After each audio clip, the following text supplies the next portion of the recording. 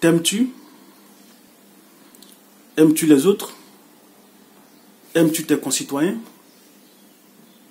Bon, t'es pas obligé d'aimer les autres, mais tu es obligé de t'aimer toi-même. T'aimes-tu? Manifestes-tu de l'amour pour toi-même, pour ta propre personne? On va voir ça, on va en parler après ça.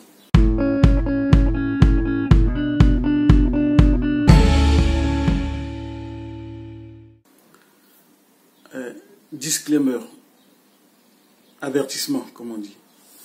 Ce que je vais dire n'est pas une parole d'évangile. Ce que je vais dire n'est pas fait pour vous convaincre. Ce que je vais dire n'est pas fait pour vous donner de la morale. C'est juste un point de vue que je partage avec vous. Alors, on en discute dans les commentaires. On en parle. Mais sachez que c'est un point de vue. Vous n'êtes pas obligé de me croire. Faites vous-même vos recherches. Faites ce qui vous convient le mieux.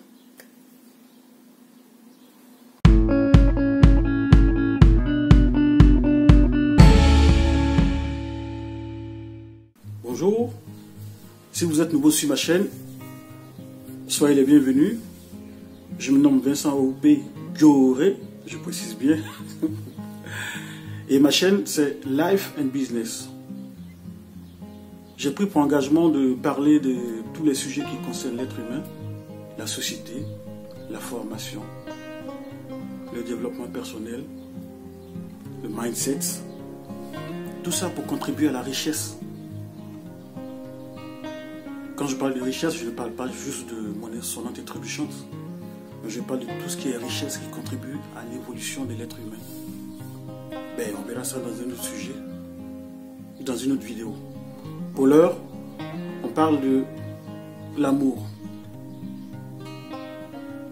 Et la question que j'ai posée au départ, c'est de savoir si vous vous aimiez vous-même. Si nous aimions, si nous aimons les voisins, nous aimons les autres, nos prochains. La Bible nous recommande de nous aimer les uns les autres. Mais au risque de vous décevoir, la plus belle femme au monde ne peut donner que ce qu'elle a. Alors, si on te recommande d'aimer les autres, on te recommande de donner de l'amour aux autres. Mais pour donner de l'amour aux autres, il faut que tu en eusses. Oui. À pour que soit de ce corps. Pour donner de l'amour aux autres, il faut en avoir. Parce qu'on ne peut pas donner ce qu'on n'a pas. C'est pour cela qu'on dit que la plus belle femme au monde ne peut donner que ce qu'elle a. Et moi, je vais vous partager ma tactique. Parce que cette tactique évite beaucoup de choses. Moi, je vous recommande de vous aimer. Aime-toi, toi-même d'abord. S'aimer est nécessaire. S'aimer est important. Pas s'aimer comme en son temps, Narcisse s'aimait. Pas cultiver l'amour propre au point d'être narcissique, non. Mais s'aimer, pour moi, c'est agir de sorte à ce que tout, ou presque tout, nous soit profitable pour nous-mêmes et ensuite pour les autres. Parce que c'est clair que tu ne peux pas donner ce que tu n'as pas. C'est comme quelqu'un qui disait que le prof nous vend l'intelligence alors qu'il n'en a pas un échantillon. Oui, c'est Coluche qui le disait. Alors, c'est important de s'aimer. S'aimer, c'est prendre les bonnes décisions pour soi-même d'abord. S'aimer, c'est faire les bonnes choses pour soi. Afin qu'on puisse être épanoui dans notre propre corps. Physiquement, mentalement, intellectuellement et financièrement. Si tu t'aimes, tu prends les bonnes décisions. Si tu t'aimes, n'as pas forcément besoin de l'amour des autres pour pouvoir vivre. Mais vu que nous sommes en société, les relations interpersonnelles nous obligent à y mettre de l'amour, de la considération, du respect. Il ne faut pas que tu passes ton temps à te demander si les autres t'aiment. Mais il faut surtout faire en sorte que les autres se conduisent bien envers toi. C'est ça le plus important. Si tu fais en sorte qu'ils se conduisent bien envers toi, cela suppose que le respect, la considération mutuelle est là. Des fois, on est devant un problème et on se torture. On se pose des mille et une questions.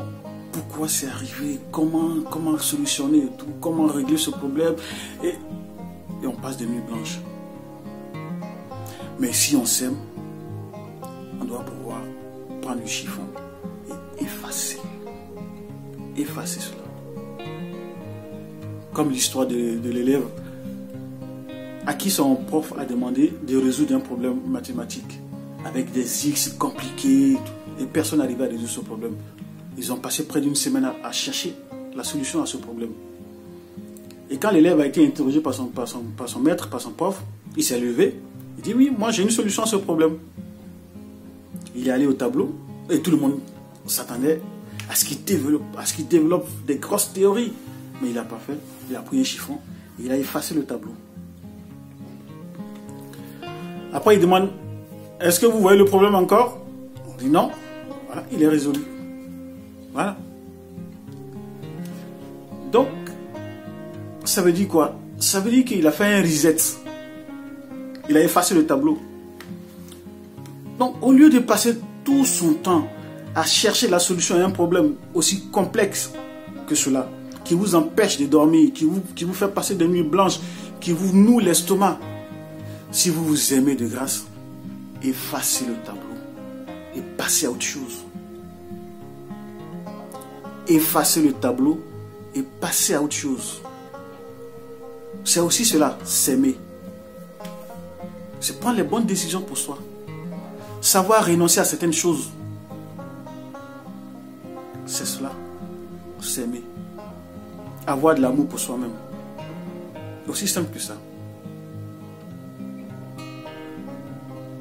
Parce que si tu as de l'amour pour toi-même, tu ne vas pas vouloir être victime du stress. Tu ne vas pas vouloir être victime de l'ulcère d'estomac, de la tension, de tout ce qu'il y a comme maladie psychosomatique, de tout ce qu'il y a comme malaise, comme mal-être. Non. Mais tout ça, ce sont les émotions négatives que nous développons, qui nous créent tout ça. Et donc pour cela, évitons de développer des sentiments, des sensations, des émotions négatives qui entraînent en nous certaines réactions chimiques qui nous rendent malades. C'est ça. Moi, je m'aime. Donc, je ne répondrai pas à ça, à l'injure de l'autre. Moi, je m'aime. Donc, je prendrai la décision la plus simple pour moi. Moi, je m'aime. Non, je ne me poserai pas de questions. Est-ce que les autres m'aiment? Non. Je ferai en sorte que les autres se conduisent bien avec moi. Mais pour que les autres se conduisent bien avec moi, il faut que moi je fasse le premier pas, que je me conduise bien avec eux. C'est ça. Parce que l'amour appelle l'amour. Comme ce chanteur qui disait, l'argent appelle l'argent, mais l'amour appelle l'amour. Si tu es gentil avec quelqu'un, il n'y a pas de raison qu'il ne soit pas gentil vis-à-vis de toi. Il y a des exceptions, hein, bien sûr. Mais le cerveau humain est développé de sorte à ce qu'il puisse choisir la solution de facilité. Et la solution de facilité, c'est la colère, c'est le rejet. C'est ça. Quand quelqu'un te met une claque, la solution de facilité, c'est de lui en mettre une autre tout de suite. Mais la solution de facilité n'est pas souvent la bonne pour nous-mêmes. Si je m'aime ou je prétends m'aimer, parce qu'il faut qu'il y ait de l'amour en moi avant d'en donner, ça veut dire que je prends les bonnes décisions pour moi. Je pose les bons actes pour moi. C'est pour cela que j'évite de me mettre en colère pour un oui ou un non. Parce que je sais que la colère n'est pas bonne pour ma santé, d'abord. Alors si je me mets en colère, en moi vont se développer ou va se produire ce qu'on appelle, je ne suis pas spécialiste, mais c'est un mélange chimique qui sera nocif pour mon propre corps. L'objet de ma colère, celui qui m'a mis en colère, vivra sa vie tranquillement. Et moi, je serai là en train de me morfondre dans ma colère. Je le tiendrai prisonnier dans mon cœur, avec la colère enfermée sur moi. Si je m'aime, ou si je prétends m'aimer,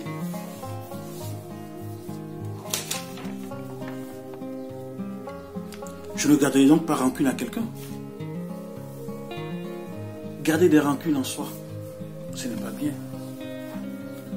Parce que la rancune va créer dans ton estomac ce qu'on appelle une boule. Et vous allez voir que le plus souvent, les gens qui se mettent très en colère et qui sont rancuniers vont développer des maladies. Certaines maladies qu'on appelle maladies psychosomatiques, mais des maladies qui partent d'abord du psychisme, après qui se manifestent physiquement. Vous allez voir que la plupart des gens qui ont l'ulcère d'estomac, qui ont l'hypertension, sont des gens coléreux, sont des gens rancuniers. Alors si tu t'aimes, tu ne dois pas être rancunier. Tu ne dois pas être colérique. En plus, tu ne dois pas être jaloux. Bien au contraire.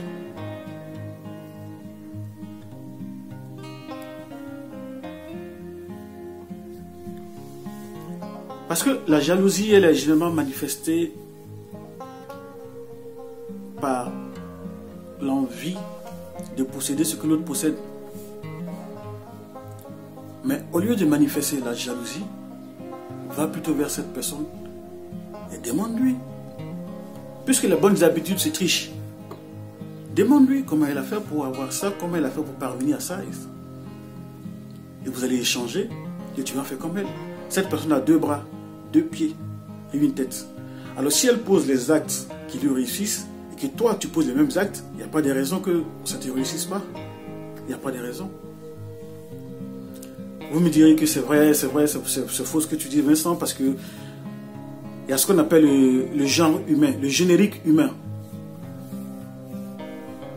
C'est quoi le générique humain? C'est que Dieu, en créant l'homme, pour ceux qui croient, ou la nature en créant l'homme, ou bien l'homme dans son développement, ou jusqu'à son stade actuel, tous les hommes sans exception ont en eux une dose de jalousie, ont en eux une dose de colère, ont en eux une dose d'amour, ont en eux une dose de jalousie, je ne sais pas si je l'ai cité, ont en eux une dose de tristesse, ainsi de suite.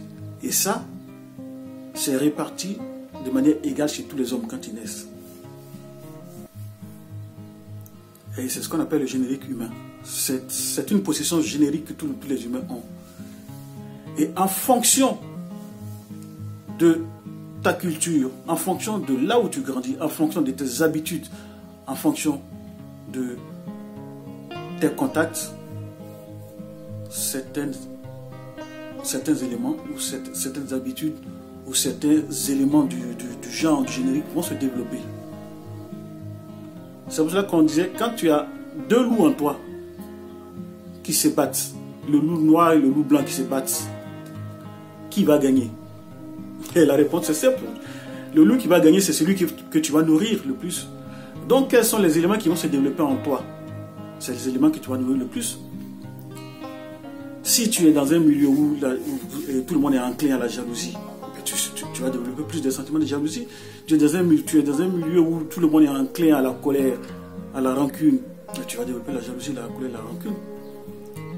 Si tu ne sais pas juguler tout ça, et si tu n'as pas appris que tout ça, ça te détruit toi-même, et c'est pour ça qu'il ne faut pas les manifester. C'est pour cela que si tu t'aimes, qu'est-ce que j'ai là? C'est pour cela que si tu t'aimes, tu ne dois pas être tout le temps en colère. Tu ne dois pas être rancunier. Tu ne dois pas être jaloux.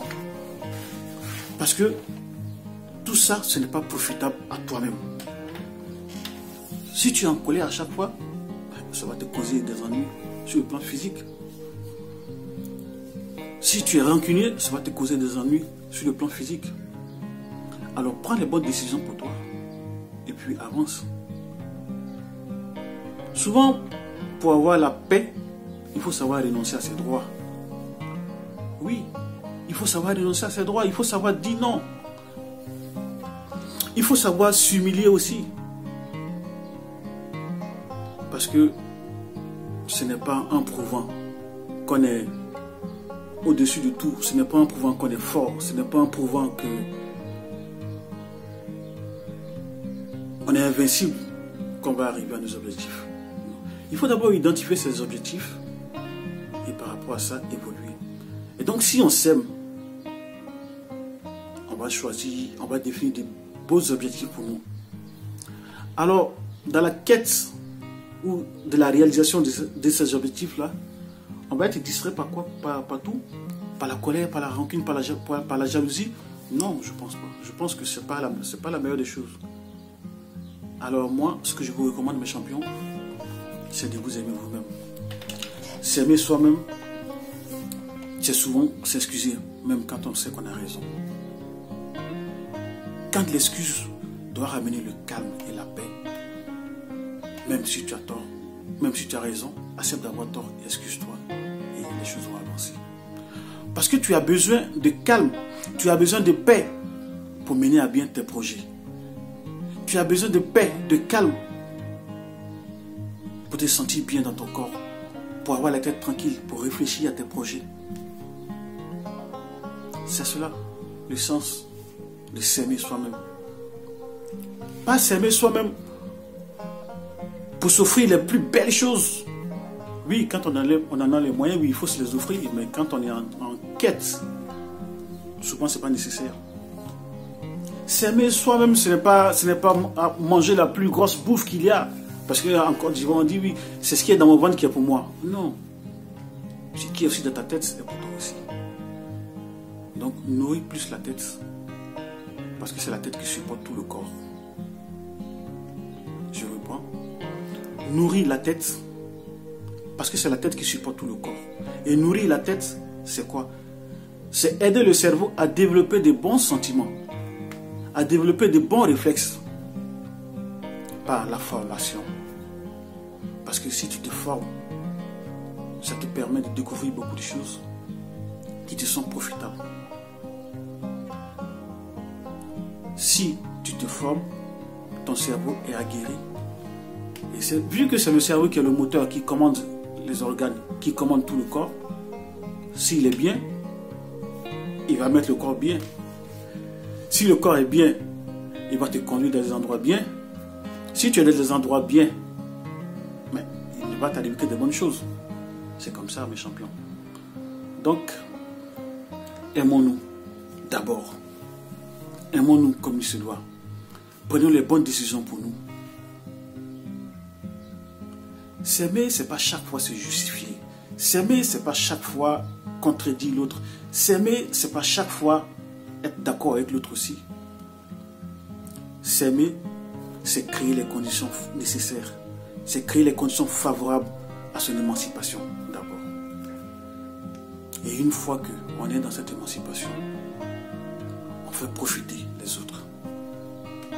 Parce que s'aimer, ce n'est pas aussi être dans l'opulence tout seul. Non. C'est aussi inviter les autres à partager. Tu découvres une piste qui est intéressante. Invite ton frère à la partager. Tu vois ton frère sur un chemin qui n'est pas favorable. Tu sais que tu es passé par là, de par ton expérience, tu es passé par ce chemin, tu t'es cassé la figure. Donc, interpelle-le pour dire, non mon frère, ne passe pas par là, parce que je suis passé par là et je me suis cassé la figure. S'aimer, c'est aimer la réussite de l'autre aussi. C'est ça. Donc c'est ce que je voulais partager avec vous. Et puis, en fonction de vos commentaires, en fonction des réactions, on va élargir le sujet. Mais comme je vous l'ai dit au départ, ce n'est pas une parole d'évangile que je prêche. C'est juste un retour d'expérience que je partage avec vous. Voilà. Donc ne me croyez pas sur parole. Faites vous-même votre propre expérience. Et vous verrez que la première des choses,